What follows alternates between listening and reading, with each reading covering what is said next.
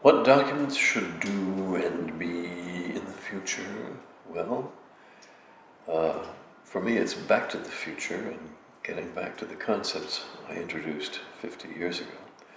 But let's talk about first what a document is. A document, some techies think, is a rectangle representing paper. Other techies think it's a hierarchy. I say a document is a representation of thought, usually in words of some kind, some structure of words, but of course also including pictures, movies, audio, and so on. So to me, a radio show is a document, a photograph is a document. All of these need to be put into a common playing field and need to be annotatable and transquotable. By transquotable, I mean quotable in such a way that you have access to the original context. These, to me, are the fundamental aspects of documents that should have been there all along. People don't quite understand the notion of transclusion. Let me explain it as a metaphysical concept. If you were omniscient, when you made a copy, you would be able to keep that copy connected to its original context. Just as in physics, a positron and an electron supposedly are complementary and remain entangled across the universe. I don't know about that, but I do know about documents, that this relationship of transclusion is what we've attempted to get through copies. And because copies don't retain their connection, we think of them as the natural structure. To me, the natural structure is transclusion, which can only be approximated in physical reality by copying. Whereas with the computer, we can represent it fully and have that original context. And that is useful for so many things that I see building an entire document world around it. I agree with everything, and I thought that was perfect. Can you spend a minute on linking?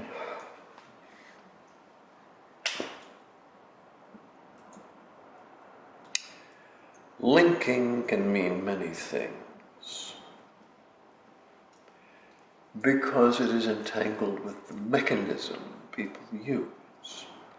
Doug Engelbart, for example, had overlay linking, which could link between things in a net that was put over a system of documents.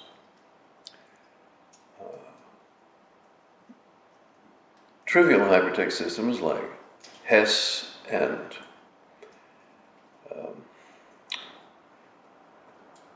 can't remember the name of that one, and the World Wide Web have only one-way jumps, and this notion of a one-way jump has come to be called a hyperlink, a term I did not coin and do not wish to be associated with.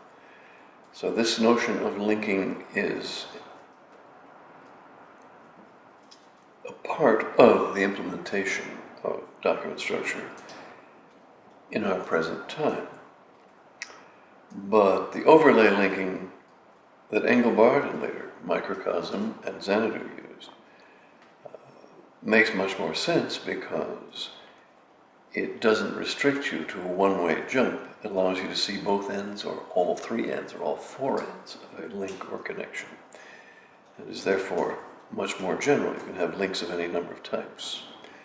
So these are some of the parameters of linking. The question is, how general do you want it to be? The World Wide Web generates a trivial system of connected puppet theaters that give people a lot of creative opportunity. The question is, what makes sense for a deeper understanding of structural relationships, what I call literary relationships, except that the term literary sounds too belletristic, too ipsy to be used by technical guys. The point is that we need to be able to represent whatever structures there are, and those need to be not embedded, but overlaid.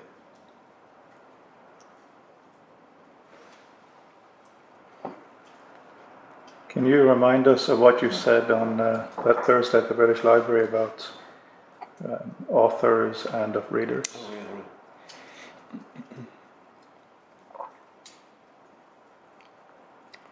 My religion is human creativity. And it's essentially a two-God system. You have God the author, and God the author has absolute power to arrange everything the way he or she wants you to see things.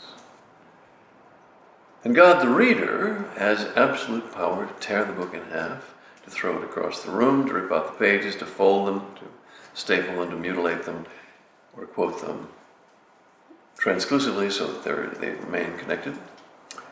And thereby, God the reader becomes God the author in an ever expanding chain of symmetrical relationships.